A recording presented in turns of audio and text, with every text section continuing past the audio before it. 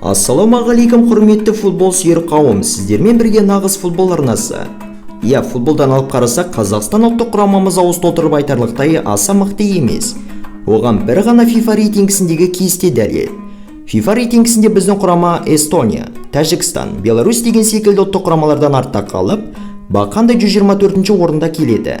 Көріп тұрғанымыздай футболдан жағдайымыз аса қатты мәз емес. Дегенмен осыларға қарамастан біздің ұлттық құрамамыздың футболшылары өте әдемі голдарды қарсыластар қақпасына соға біледі. Сонымен бүгін біз сіздердің назарларыңызға қазақ футболшылары соққан ең әдемі голдар топтамасын ұсынбақпыз. Ендеше біз бастаймыз. Кеттік.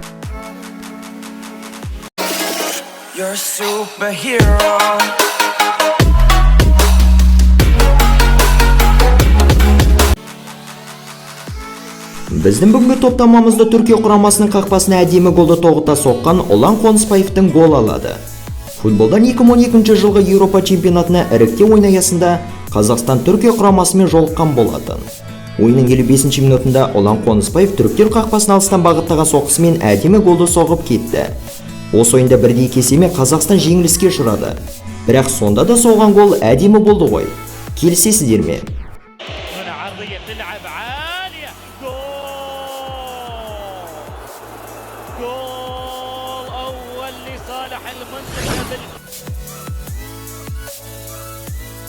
Тоғызыншы орында Бақтияр Зайнутдиновтың Әзербайжан қақпасына соққан гол алады. 2018 жылы жазда Қазақстан және Әзербайжан ұлттық құрамалары арасындағы жолдастық кездесу орын алған болатын. Соңғы минуттарда Зайнутдинов қонақтар қақпасына алыстан жойқын соққы бағыттау арқылы гол соқты. Бұл ойында отандастарымыз Әзербайжан құрамасын 3-0 есебімен айқын басымдылықпен жеңді.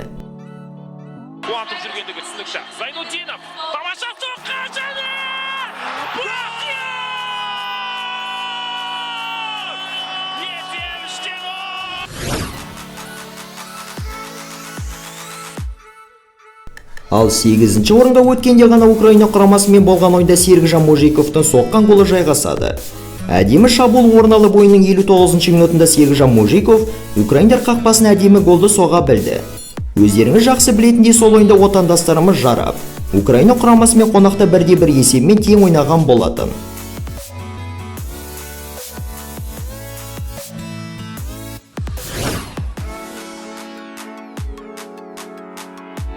Жетінші орында Гафуржан Сүйінбаевтың Азулы Дания құрамасына соққан гол алады.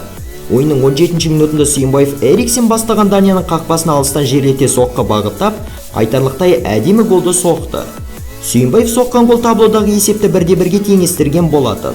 Алайда ойын қорытындысы бойынша сол жолы Дания құрамасы 4-1 есебімен қазақстандық құраманы оңай жеңіп кетті. Айтқан болатын негізгі құрамда тіпті гол берді. Ал 6-ші орында Ренат Абдуллиннің Нидерланды құрамасының қақпасына соққан гол алады. 2016 жылғы футболдан Еуропа чемпионатына іріктеу ойын аясында отандастарымыз Уэсли Снейдер, Робин Ван Перси, Арен Робин бастаған азу оңайға білеген Нидерланды құрамасымен жолыққан болатын. Ойынның 17-ші минутында Силесен қорғаған қақпаға бұрыштамадан әуелеген допты Ренат Абдуллин басымен ұрып гол соқты. Голландияның аты Голландия ғой, бәрі-бірде олар ойын қорытындысы бойынша жеңіске жетті. Есеп 3-1.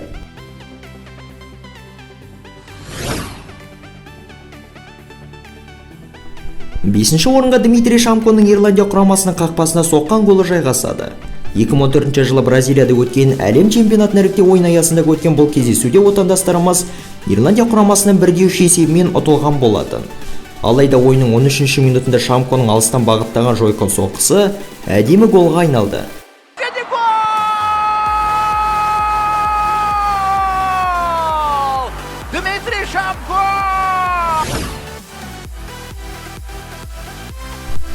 Ал 4-ші орында Тоқтар Жаңғылышбайдың Астана қақпасына соққан өте әдемі гол алады.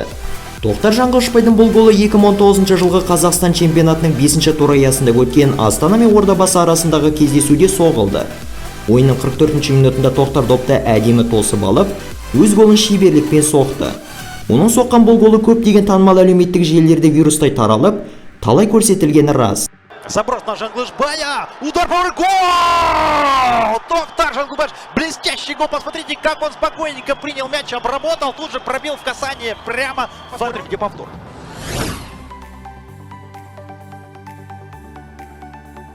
Үшінші орынға Дмитрий Шамконың тағы бір соққан әдемі голы жайғасады. Оның бұл жолғы голы Чемпиондар Лигасының аса маңызды жауапты Хик командасымен болған ойында соғылды. Расында да Шамко соққан осы бір гол қайта-қайта қайталап көре берген келерліктей болды. Естеріңізде болса, Астана мен Хик арасындағы өткен осы ойын нағыз драмаға толы болып еді ғой.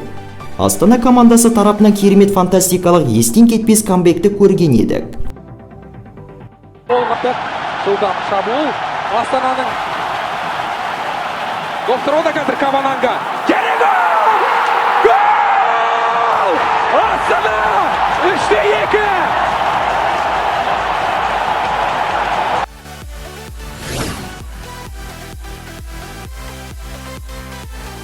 Ал екінші орынды Бауыржан Исламханның 2015 жылғы Еуропа лигасының іріктеу раунды ойыны аясындағы Абердин қақпасына соққан гол алады. Ойынның 22 минутында Жарко Марковичтен пас алған Бауыржан Исламхан алыс нүктеден қарсыластар қақпасына жойқын соққы бағыттау арқылы өте әдемі голды соқты. Бұл ойында Қайрат командасы Абердин командасын 2-1 есебімен жеңген болатын. Бауыржан Исламхан соққан дәл осы гол 2015 жылғы соғылған әлемдегі ең үздік әдемі голдардың қатарында болды. To venture forward, Islam Khan lining up the shot. It's an absolute belter from the captain. Kairat be holding back and allowing Islam Khan to shoot anymore because he has just displayed what a danger he is.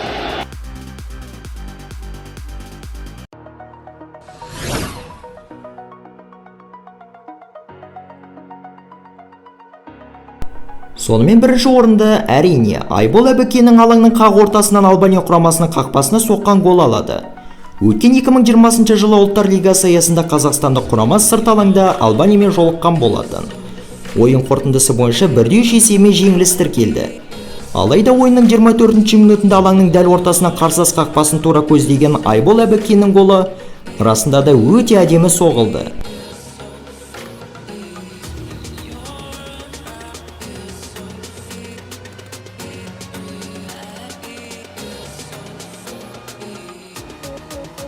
Ал осымен біздің бүгінгі видеомызда өз мәресіне келіп жетті. Егер арнамызда қазақ футболына қатысты видеолар көптеп шығып тұрғанын қаласаңыздар, онда осы видеоны қолдап аямай лайк басуды ұмытпаңыздар. Ал бүгінге осы. Келесі видеоларда кездескенше аман, сау болыңыздар.